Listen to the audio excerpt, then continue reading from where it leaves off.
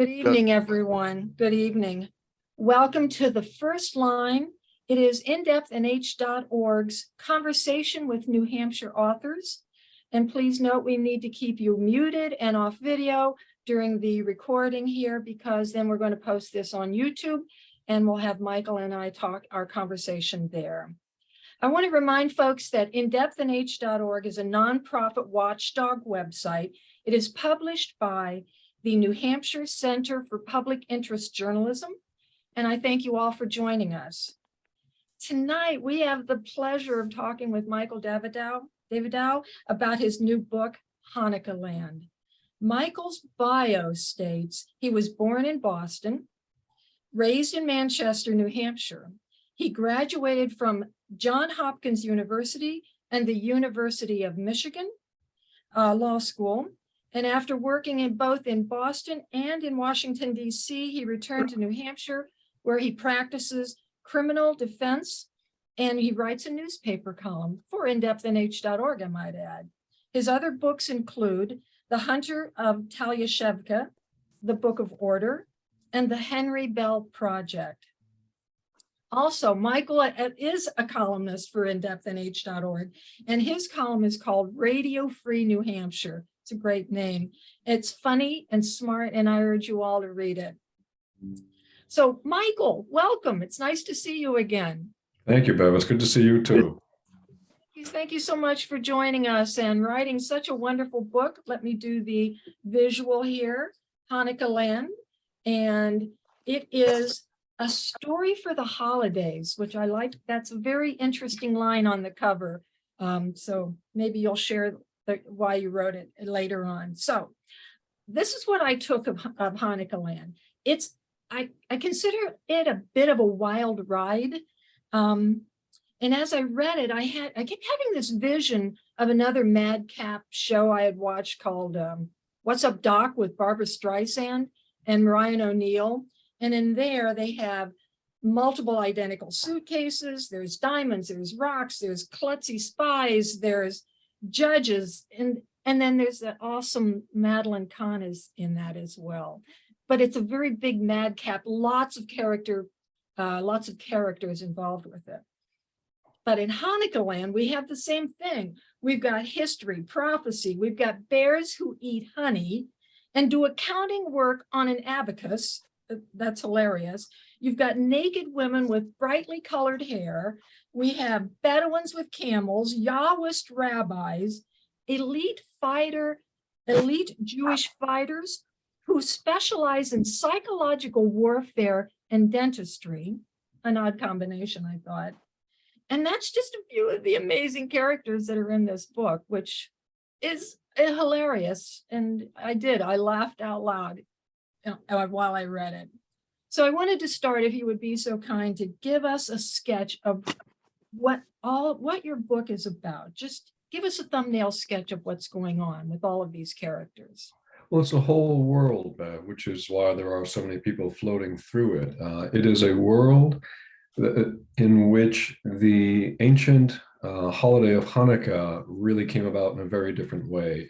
In our history, Hanukkah is a commemoration of a war that was fought between some Jewish rebels and the prevailing Greek powers in Israel, or in the land of Israel, and a few hundred years before the Common Era took place. And in real life and real history, the Jewish rebels won that war, and they established a little tiny Jewish kingdom that lasted for another couple of hundred years before the Romans came and things took that turn. So this is a world in which that war went the other way. This is a war in which the Greeks essentially prevailed and the Jewish rebels did not. And it is a light-hearted story, because in this world, they still celebrate Hanukkah, but that Hanukkah celebration is the commemoration of the Greeks winning instead of the Jews winning.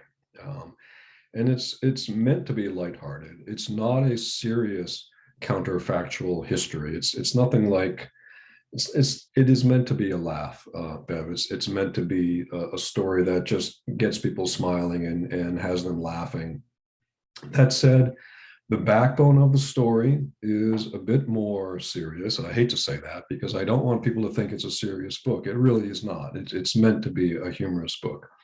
But the bones of the story, I suppose you could say, are somewhat more serious. And that's where the characters all come from. The bones of the story are really from Second Temple era Judaism, to put it broadly. Judaism went through different phases of history, and after the Jews were exiled to Babylon and after they returned to the land of Israel, you have what's called Second Temple era Judaism. It's a time of great ferment. It's a time of great change. It's a time of many countervailing tendencies. There are so many things going on, and there are so many different sects of Judaism that arose, and many of the books of the Bible that we're the most fond of come from this era. And all of the characters in this book basically embody different characters from that era. And that's sometimes it's obvious in their names. For Right, instance, exactly. there's a character named Ruth. Ruth is the book of Ruth. And in this book, Ruth is a convert to Yahwism who's married to a Yahwist rabbi. And she's a lovely character. She's very peaceful. She's very industrious. And she is based on the biblical character of Ruth. There's a character named Eves whose house burns down in this book. Yes, And the he's a name character. Eves, yeah, he's a character. And He's a character. Eves, if you look at the spelling of the word Eves, Yves, in Hebrew, Job is Yov. It's pronounced Yov, Y-O-V. And Eves is really Job. I mean, his house burns down. His wife leaves him. His dog dies. Everything bad happens to Eves, and he has Oh, to yeah. deal with it.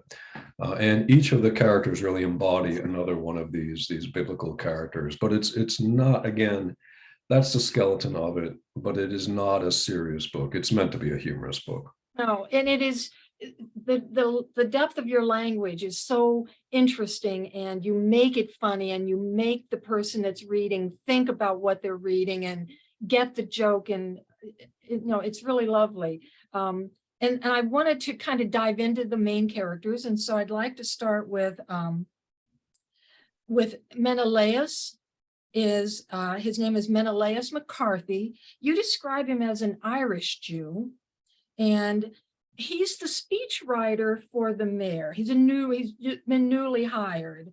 His wife's name is Alexandria, and she wants nothing more than to have a baby. And man, she tries throughout the book, and she fails throughout the book, and he fails throughout the book. It's really kind of hilarious. And they live in this city called New City. He works for the mayor at the New City Hall, and he's a speechwriter. So how would you describe Menelaus McCarthy? Well, Menelaus is really the everyman of this book. To call him an Irish Jew is really just a play on how we typically think of Irish Catholics as being, oh, you're just a typical Irish Catholic. Well, in this world, there are no Irish Catholics because there's no Catholicism. He's just a typical Irish Jew. And he thinks of himself as being a typical Irish Jew. And his name is Menelaus, which for him is a very traditional Irish Jewish name. And Menelaus in history was the name of the high priest in Jerusalem at the time of the Chanukah rebellion. And although he was the high priest of the Jewish temple, he actually was he was in favor of the Greek side of that war. That's one of the ironies of that history, is that there were Jews on both sides. It really was more of a civil war between the Jews of the city and the Jews of the country than it was a war between the Jews and the Greeks. Well, and that goes a lot of wars. There's both on both sides. The Yep. Civil War, there's disagreements. And so in this book, the character of Menelaus the prophet, he's talked about all throughout the book. He's the most important person in this Jewish Greek religion, is this Menelaus the prophet, who lived, thousands of years ago. And Menelaus McCarthy is just named after him. He just has the same name, but he's just a regular guy trying to get by. And then he's tortured by these visions that he has of something's wrong with his world, and he has to figure it out. Yes. Alexandra, his wife, number one, her name's Alexandra, because again, in this world, the Greek world is really the one that prevailed, and Alexander the Great was the one who founded all these Greek kingdoms. So, the name Alexander is probably a very common one in this play world of mine.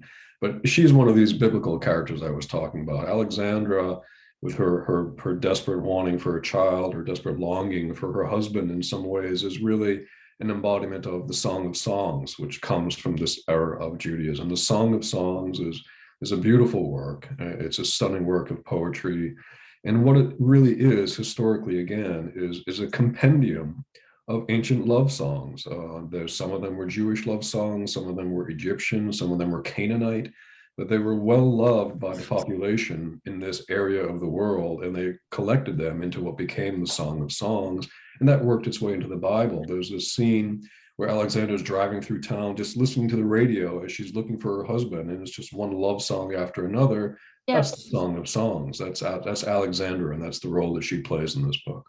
She comes across as loving and devoted to her husband, and she just really wants a baby more than anything, though, at this time in her life. And she's what, 30 something? She's in that time. Her best friend had a baby right out of college, and Yes. she has not Yeah. had one. She's feeling that lack. But what she is just an embodiment of longing, just an embodiment of romantic love, which is what the Song of Songs essentially was. Okay. So let's move on to Antiochus Schmutz. Yeah, Antiochus Schmutz. Come on. Schmutz, yeah, Schmutz is a Yiddish word meaning, just dust, dirt, just something small and something minor. on your shoe. Yeah. Antiochus Schmutz is really not a biblical character, although his name comes from the Hanukkah story. Antiochus was the king of Syria that they were rebelling against, and he's the mayor of this town. Right. So Antiochus, I was having fun with him. He's obviously a Trump-like character. He's very full of himself. He speaks in a very offhanded way. He's got a lot of authority. People kowtow to him, but he's silly in a way that Mr. Trump, I don't think, really is. Antiochus Schmutz is really a character to be made fun of.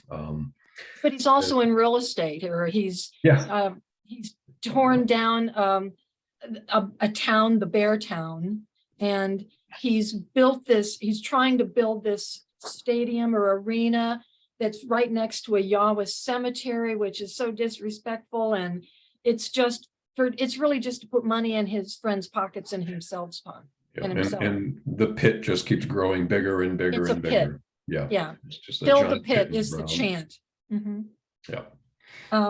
But he wants Menelaus, as a speechwriter, to write him a prophecy. He's going to be appearing at the governor's ball of some sort, and he wants to make this speech that is really a prophecy. And he's laid this on to poor Menelaus that, give me a prophecy and make it a good one, because I really want to be successful in this speech. And this is driving Menelaus crazy. How do you write a prophecy?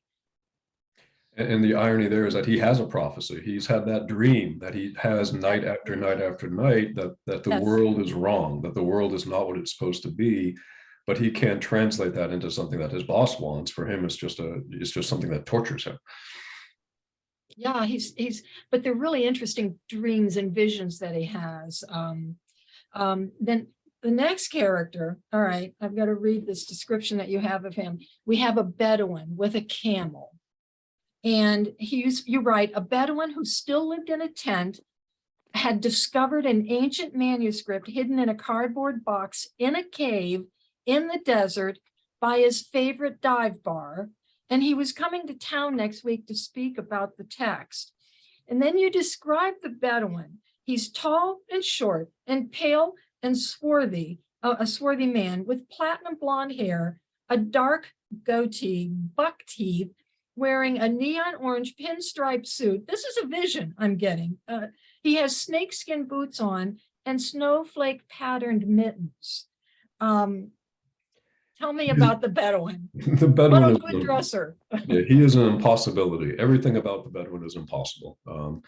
Again, the bones of the Bedouin, the skeleton of the Bedouin, that comes from the finding of the Dead Sea Scrolls, which were found by Bedouins in the desert. They were found in canisters in the desert, and they were actually brought to light in a way similar to how the Bedouin tries to sell what he has found. They were auctioned off in New York, essentially, to the highest bidder.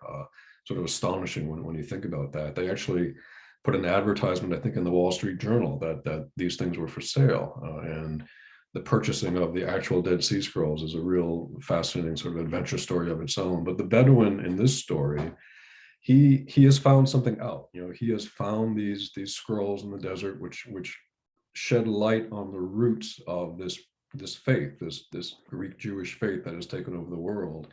And the truth of it is going to change everything. The truth of it is going to open everybody's eyes as to where it really came from.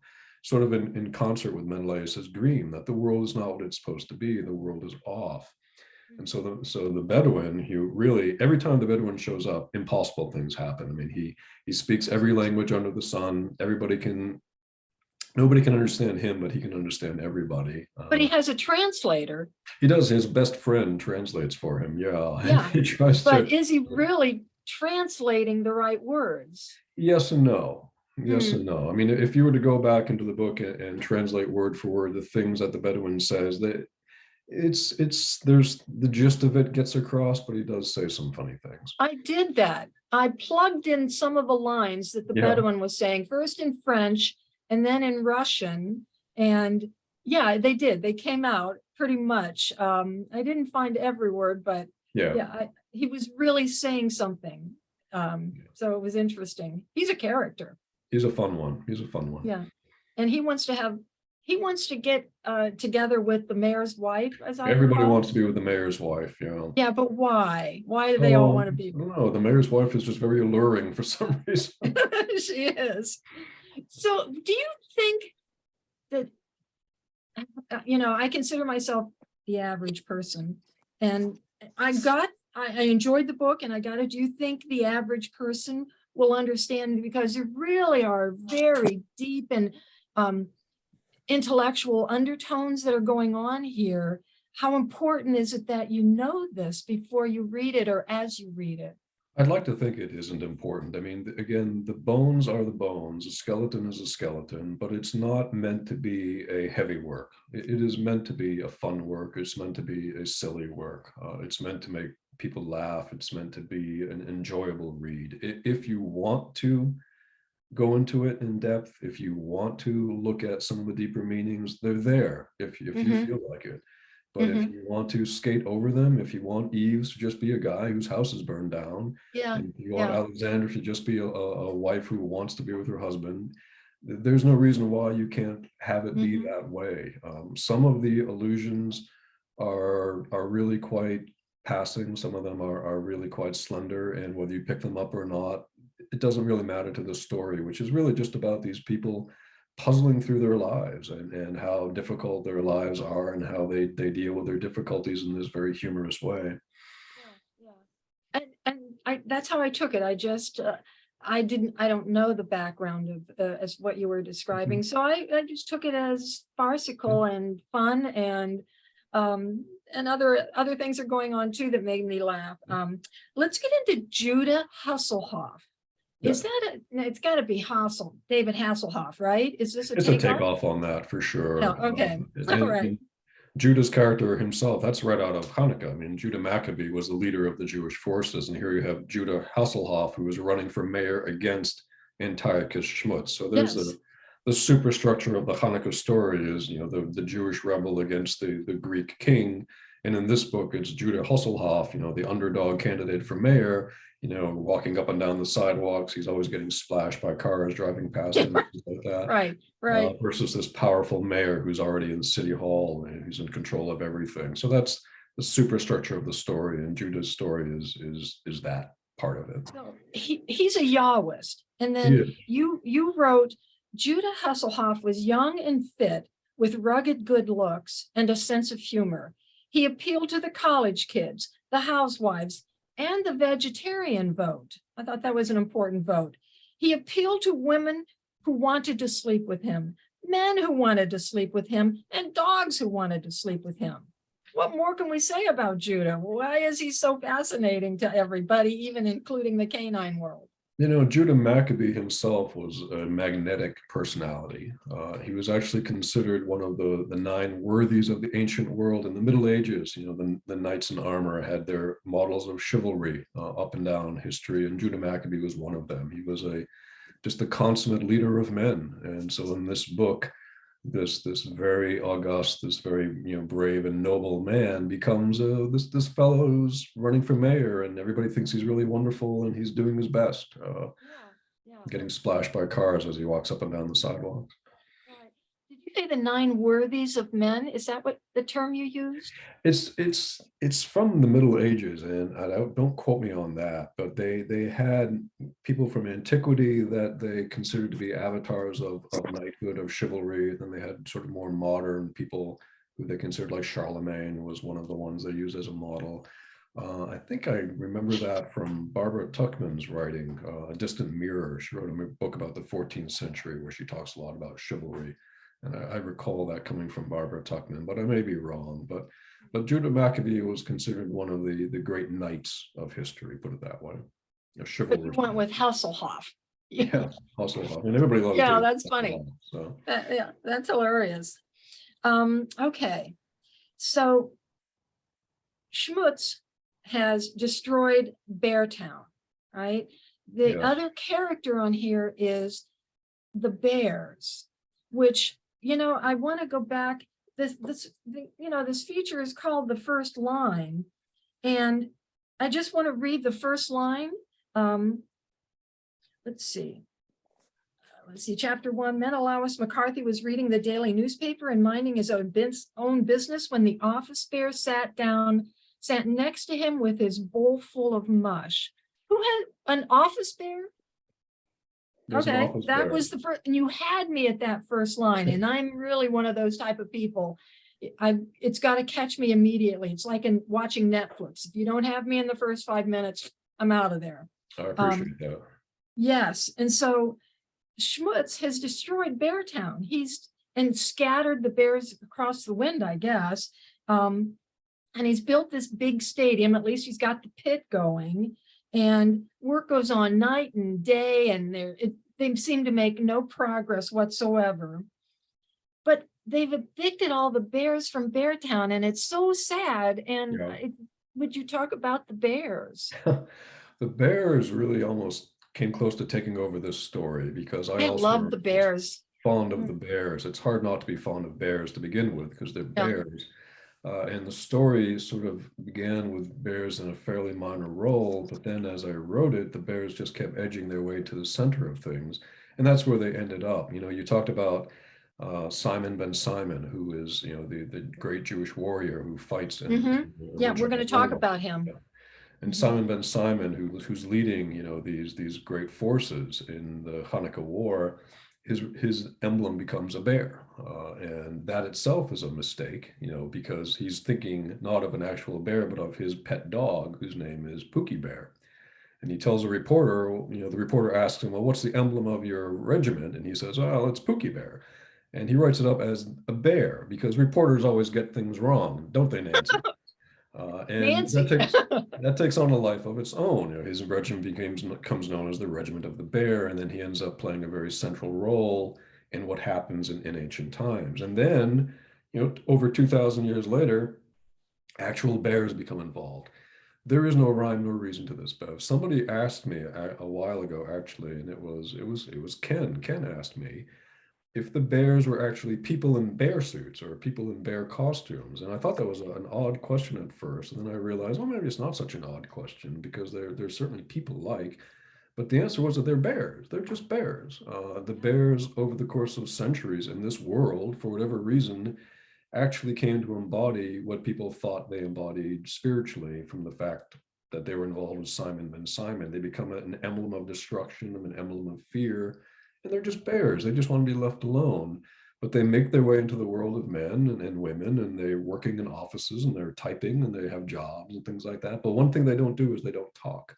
They just keep to themselves. They're just quiet. A rule that says they're not allowed to, or it's not that they're not allowed to, it's just that they don't. They're not constitutionally capable of talking, because they are bears. They really are bears. And in terms of the bear as a character, or the bear as a presence in fiction, I actually brought two visual aids, Bev, because I thought these books would be of note to you. This is a book by Frank Tashlin, who was a writer from the 1930s, and it's called The Bear That Wasn't. It's a children's book, and it's about a bear. You can see him on the screen. It's a lovely bear. He falls asleep, as bears are wont to do in the winter time, and he wakes up and someone has built a factory over his cave. And he wanders into the factory and they immediately put him to work. And he says to them, this bear talks, he says, well, you can't put me to work, I'm a bear. And they reply to him, no, you're not a bear, you're just a lazy guy in a bear suit, get back to work. And this poor bear is made to work in a factory until finally the factory goes bankrupt and it disappears, and he just wanders back into the forest because, after all, he is nothing but a bear. It's a charming little book. It's a very sweet story, and this is always in my mind when I think about bears. Another book, which is not as charming, a bit more complicated, is a Russian work called The Foundation Pit. It's by Andrei Platonov. Here, the cover is not as interesting. Platonov was an experimental Russian writer in the early Soviet era who wrote difficult prose. This is a tough book to read, but this is about a pit. For him, the pit really embodied communism and how communism was not exactly helping his fellow citizens become full-fledged individuals. For him, it was an emblem of communism and the weaknesses of communism. In my book, the pit is sort of different. It's almost about the weaknesses of capitalism and just unbridled consumption. But Platonov was writing about the pit, and in this book, there's a bear that's working at the pit. And the introduction actually discusses the bear that works at the pit. Apparently, there's a theme in Russian literature of bears sometimes doing manual labor around farms and things like that. Russians were fond of their bears, and the bears worked their way into their fairy tales. And when I think of my bear and the bear in this book, those are the two bears that are their literary forebears, so to speak. It's a horrible pun. But he's such a sympathetic character. He's a sweetheart, isn't he? He's a sweetheart. He is. He's a little of a sloppy eater, but yeah. Things fly around the bear. But but this bear, I'm not giving anything away. This bear talks. This bear shakes Menelaus's world and said, forebears from Ruth Chevion. It shakes his world. It changes everything. He has this vision. He has a dream that the world, there is no Hanukkah. As you say, he's a confused guy anyway. And then the bear talks to him. It's pushing him over the edge. Yeah, his world cracks open when the bear talks. He knows that reality has some serious problems. Yeah. Or some non-serious problems, as the case may be. Say that again. Or some non-serious problems. Non-serious problems also. It just shakes him up. So okay. And then I took it that Simon ben Simon's story, that he was a Jew in the king's army fighting Jewish Maccabees, that I thought it was an alternate story that was running through this book. And was I wrong?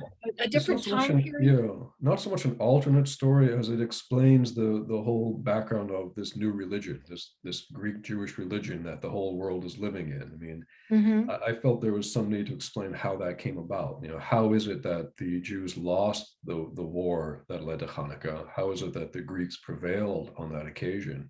And so I put Simon ben Simon in the position of essentially being a participant in this civil war. There is some small amount of truth to that. It's actually a question I've always had, if there were any Jews who fought in the Greek army at the time of Hanukkah, because there were a lot of Jews in that empire. There were a lot of Jews living in the land that was run by Antiochus. And he was not a typically bad ruler. He was a fairly tolerant ruler. And the Jews who lived in his land had a fair amount of liberty and a fair amount of safety, and they prospered pretty well. And it is possible that he did have Jews in his army and that they would have just gone off to fight their co-religionists, just in the way that Simon ben Simon did in this book. He's a lovely character too. I love Simon ben Simon. I do too. But he chooses sandals poorly. He chooses the wrong color sandals. They don't match his tunic. He's funny. His idol that he's very fond of, except it snaps in half and he tosses it out. And then the horned idols. would he always carry one of those? I don't think he really liked them that much. His wife did, because he married a fire worshiper. Yes. What is a fire worshiper? Oh, I don't know. It's just Just that? somebody, yeah, just somebody that wasn't Jewish at the You time. make He that sort of, up? yeah, so he sort of has an interfaith marriage, although she's very fond of him and fond of his faith. But she likes him to have an idol just to be safe. So he tucks one into his pocket, and it doesn't mean much to him, but people seem to like their idols. They did then and they do now. He's a great character. He is, and and we won't give the ending away, but he plays a significant part in the ending of it, though. So Yeah. we are. Let's see. So it's not an alternate story, but then what happens? What happens when the king can't sleep? It's on the back of the book also. This is what happens when the king can't sleep. The king of Yep. Syria could not sleep is on the back of the book. So what happens when a king can't sleep? Well, the king of Syria has a bad dream that he's going to lose this war, which in reality, in our reality, the one that you and I live in, he did lose that Right. war. So in this book, he has a dream about that. And he tells his soothsayer that I have a dream that we're going to lose this war. And his soothsayer tells him, well, send some more troops, which is a pretty reasonable thing to say. And the Right. extra troops he sends, that's Simon ben Simon and his men. And they're the ones who end up making the difference in the battle. They do. Yeah. Yes, they do. And there's a reporter that Yeah. talks to him. It's strictly based on Nancy. Yes, go get that answer, right? Okay. What is a Yahwist? And then furthermore, why are they sad? And why must their wives have brown hair? And then in one passage you write, Yahwists are so funny. They date purple and they marry brown. So again, in this world, rather than having Christians and Jews as two different religions in America today, you have this Greek Jewish religion, which is this combination of Greek ideas and Jewish ideas, and which I don't pretend to make any sense out of. You don't need to make sense out of it for the story. It's just the dominant religion that everybody seems to celebrate is this Greek Jewish religion, which they call Judaism. They call themselves Jews. Menelaus considers himself an ordinary Irish Jew. Right. But then you have these people who are descended from the original rebels. The rebels were defeated, but they didn't just disappear. They just lost all power. They lost all authority, and they became Yahwists. So it's as if instead of having Christians and Jews, you have Jews and Yahwists. So Yahwists are this minority within the nation, within our community. They have their own ancient religion, which is based on ancient Judaism. But because the Jews are calling themselves Jews, the Yahwists come up with another name for themselves. They call themselves Yahwists. And they consider themselves to represent the classic, what we would call the Jewish faith. So that's the Yahwist strain is essentially akin to being Jewish today. In this book, rather than being Jewish, you would be a Yahwist. And so those are just really tropes. Those are just some of the standard jokes you make sometimes. A lot of conservative Jews would have dark hair. There's a lot of talk about how there aren't that many blonde Jews, but we all like to date blonde girls before we settle down with our Jewish wives, and that's just more humor. Whether it's in good taste or not, it's another question, but it's meant to be silly. There's a lot of hair color in this book. There's a lot. The Jews are very fond of coloring their hair, and the Yahwists are against it. Again, that's just another thing that marks the Yahwists out as different. They're not like their neighbors. They're different from their neighbors. And they're sad that, brown hair, they're just, it's a brown world for them. Yes. Yeah. Okay. And would you talk about the lighting of the candles? You always do it one way, and the Jewish people do it another way. They light them differently. Would you talk about that whole procedure? Sure. I mean, in Hanukkah that we celebrate, Jewish people light one candle on the first night, and we go all the way up to 8 candles. And it's an 8-day long holiday. We light 8 candles. And we go from 1 candle to 8. So in this upside down world where everybody celebrates Hanukkah because it's the victory of the Greeks over the Jews that establishes this brand new religion that we all have, it's an upside down world, and they light the candles upside down. They start with 8 and they end up with 1, and they celebrate the dying of the rebellion. When the last light goes out, that means that the rebellion is over, and they're happy about that. So that's the story of the candles. I will say in passing that the idea of lighting 8 candles and starting with 1 and ending with 8, there were different schools in ancient days. Different rabbis would discuss whether it was appropriate to start with 8 and go to 1, or start with 1 and go to 8. And the custom eventually became starting with 1 and going to 8. But there was some debate about it early on in the Jewish religion. So that actually happened, or as you say, it was a debate, but it actually happened also then. Yep. And okay, and it settled then. This is I hesitated to ask you about this, but I'm gonna anyway. What's with all the nudity of the women? Yeah, that's, again, I don't know if there is a lot of nudity. It just Seemed like it. talk about it a lot. It's the Greek thing, everybody wants to be It's a like the Greek Czechs. thing. Yep. If you live in a world which is truly just reduced to its Greek essentials, you have these naked statues everywhere that people think of as being the epitome of their humanity. So, the athletes are naked. At one point, the Bedouin who just walks around naked because he doesn't know any better is yelled at because he's naked in the hallway of his hotel, and people don't like that. And he's told, well, you need to be either an athlete or an old-fashioned female, because it's old-fashioned at this point to be naked. It's what the elders would do because they're more traditional than their young counterparts. So it's something that's just comes from looking at all those statues all the time of the Greeks. That's funny. And he loves ginger ale. The Bedouin loves ginger ale. There's no reason for that. And he takes a bath in ginger ale. He does everything possible with ginger ale. And camels. Those camels. And camels, yeah. And then one of the wives wanted one of the funny lines was she wanted a dromedary camel with 2 humps. She preferred her camel with 2 humps. I thought that was a funny line. Okay.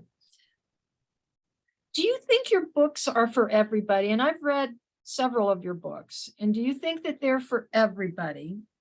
Because you really get into the depth of things. And what is your thought on that? I don't know how to answer that, Bev. If my books were for everybody, I guess somebody would have published them properly by now, and I'd be making a ton of money from them. I try to write them so that people can enjoy reading them. But I do write things ultimately, I suppose, that I find interesting, and I would like to think that other people might find them interesting as well. I can tell you that I try consciously to write books that succeed on a couple of different levels. I like to write things that are entertaining and interesting, and that can be taken on the surface as just a good story. And if you want to go into them more, you can. Like a good example of that, Bev, is you talked about how you thought Menelaus's dreams were interesting. They're the actual dreams he has that are sort of tormenting him about the end of Hanukkah. And those dreams are, number one, they're colorful, and the language is colorful, and it's meant to be simply colorful, strange dreams and strange visions that he's having. But if you look at them, the visions that he's having come out of ancient times. The visions he's having come out of the myths that predate even the Old Testament. He's having visions of sea gods and mountain gods and thunder gods, and he's having visions of soldiers marching to and fro and being overcome by these great powers. They are visions that are of ancient Canaanite vintage. He is really seeing into the very core of his own belief system, and he doesn't realize it. And you don't need to realize it either when you read it. But if you want to know about it, it's there. If you want to look at his dreams and why is he dreaming about a sea god? Why is he dreaming about creatures of the sea and creatures on mountaintops? It's because he's sort of reliving the ancient trauma of his people. He's reliving it in his dreams. There is no reason you would need to know that to read those few pages. But if you feel like learning it, it's there for you. And that's the fun of writing it. And hopefully that's some of the fun of reading it. Actually, throughout the book, I would stop and put it down and look up the characters, Google who was Menelaus and who was Antiochus. So it made me explore throughout. as I read the book, so I could learn or understand more who the character, what was making up the character. Yeah, So it compelled me to do. that's wonderful. Yeah, it really is. It makes you learn and you enjoy it. Who do you write your books for? Oh, mostly my dog. I mean, I write Everybody has a dog in the book too, it seems yeah, like. yeah, Cephi, by the way. Cephi is short for Bucephalus. That was the name of Alexander the Great's war horse, Bucephalus. So there you go. More trivia from this book for you. Okay. I would have to say that I write mainly for myself, which is to say that I write the things that I find interesting, and I hope that other people find them interesting as well. I try to write for other people, Bev, and it usually just inverts itself and becomes something different from what I mean it to be. But I do try to write for so that others can enjoy what I'm talking about. But I can only write about things that I find interesting and that I find important. We're going to get to the chat. We've got quite a few questions in the chat. I just have a couple of more questions for you, though. Sure, Is your goal to sell them? sure. You do want to? I'd love to. I mean, that's what it's all about. Otherwise, you're just playing a violin in a void. You're just doing it in an empty room. It's presumptuous of me to say that I'd like to sell these books because that implies that they're of value to people. But I'd love to, mainly because I love writing, and it'd be nice to do as more of it. I'm very thankful for Nancy to give me an outlet for my writing, and that's a wonderful thing. She's a great supporter. She has enabled all of us, and God bless her for it. How can folks buy your books? How do you buy your books? You go on Amazon and look them up. You know, it's as simple as that. I am not somebody who knows how to publicize myself. I don't know how to do the whole advertising business, and I've got a full-time job and a family, so I don't have a lot of time to be hitting the road. But yeah, you can just go on Amazon and look it up and buy it if you You are don't so have a inclined. website of your own? You know, I don't even do that, Bev, and I know that that's ridiculous in this day and age. Again, I know that if you're going to do it right, it's a real investment of time and energy. And quite honestly, I'd rather invest that in the writing itself. That's probably short-sighted of me, but I'm not good at that type of thing. Okay. All right, I'm going to go to the chat now, and let's see if I can get in here. Okay. We do Let's have a see. few questions. Go ahead, Montana. The first question comes from one Nancy West. Is this Michael's first fable? It is my first fable, Nancy. You are correct. And next we have there was an answer of this, but let's see. When did Michael first realize he wanted to be a writer? That is a big one. Easy softball for you. Yeah, probably in the fourth grade when Mrs. Giorgio at Webster School taught us what writing was. I thought it was a lot of fun back then, and I've always thought it was fun. So it's my public school education. That's what it is. And if Perfect Mrs. answer. Giorgio was there, I thank her deeply. She was a wonderful teacher. Rita Giorgio from fourth grade at Webster Elementary School. She and Miss Politis were the librarian at elementary. They were terrific.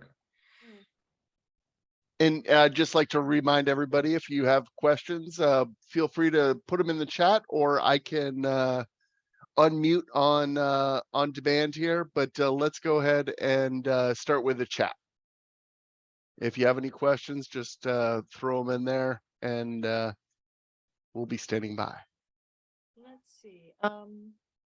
Don't be shy. If I Talk don't know the about answer, Joshua. Ken Cohn has said, talk about Joshua Jones.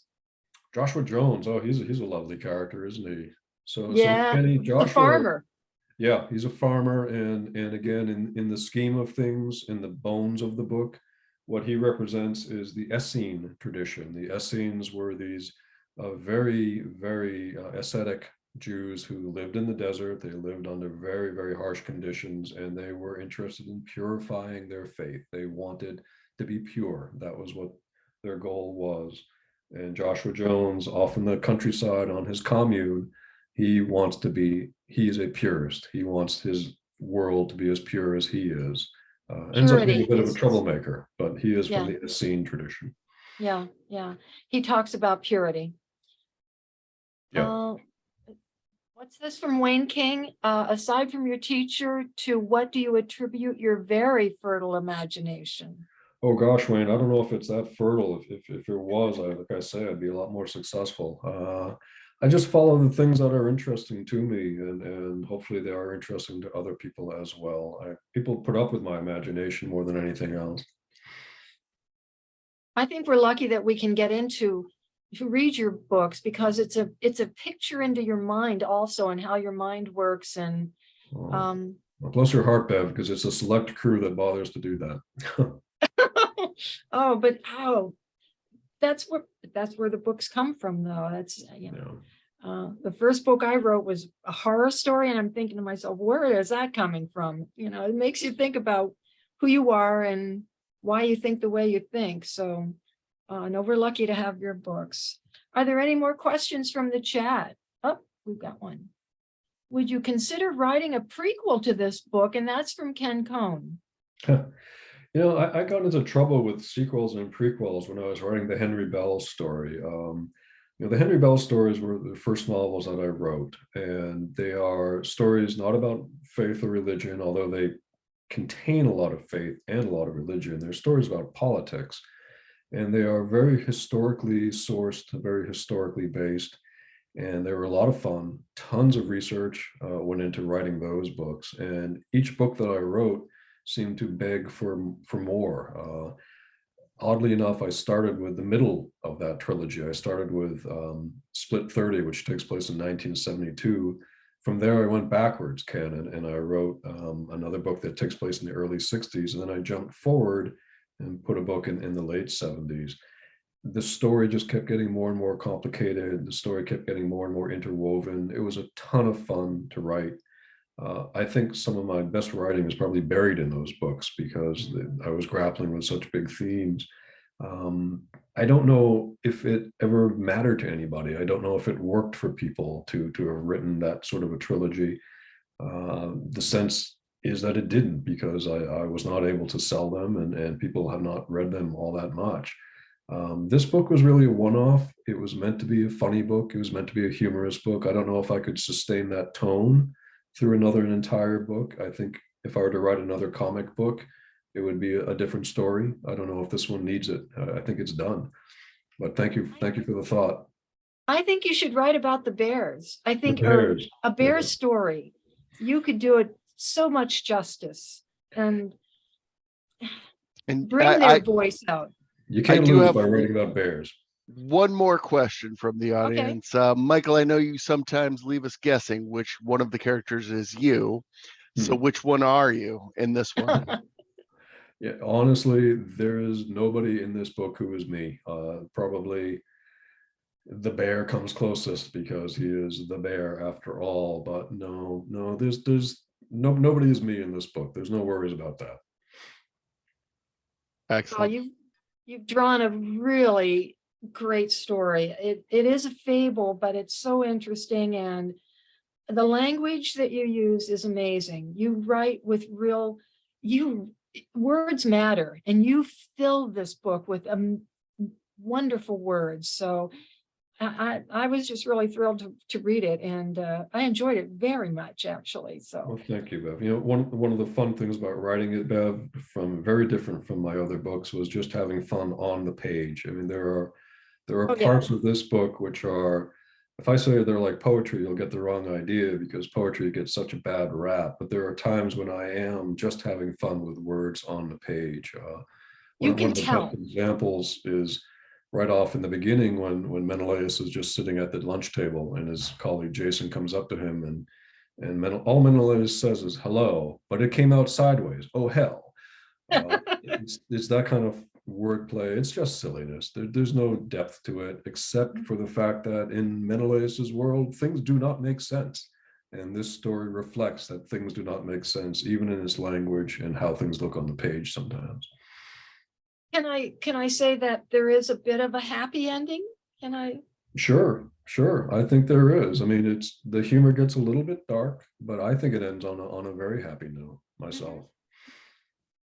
All right, Nancy is asking, what do you do at InDepthNH.org? Oh, Nancy, I follow my marching orders, or I try to. I owe Wayne King a phone call, and I apologize, Wayne. I was away for a little while, and then I got busy again. But I will touch base with you for In-Depth New Hampshire. I try to give Nancy a couple columns a month. I try to make them topical. I try to make them somewhat humorous, but somewhat thoughtful. I do write for other people, and I know that Nancy is giving me the biggest platform I've got, and I am conscious of that, and I appreciate it. I try to write things that are fun for people to read and also interesting for them. Radio I know Free New you are, Hampshire. Nancy. You write the check, Nancy, so you've got to be a fan. If you don't, I'll find out about it. Little checks. We're a nonprofit, Oh, yeah. remember? The checks are But we're tiny. always taking donations. So, all right, Michael, this has been so much fun. I am so grateful that you would spend an hour with us talking about this book.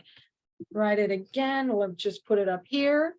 And it is a story for the holidays. So if you haven't read it, it is really fun, and it is thoughtful. You have to think, so you just put the work in and really enjoy it. Oh, don't scare people, Bev. Don't scare people. No, come on. No, let's not be we're not lazy readers. We want books that move us and make us laugh. And if you can make me laugh out loud with a line in a book, it gives me goosebumps. That I love that so much. Thank you, Bev. Okay, Nancy says she's definitely going to read it, and I really rarely read for fun, she says. I'll believe that when I see it, Nat. This is true. All right. Thank you again, Michael. This has been lovely. I'm so grateful. And thank you all for joining us. And we'll say good night, and I'll say, Montana, you're in charge of the recording, so you can stop the recording now if you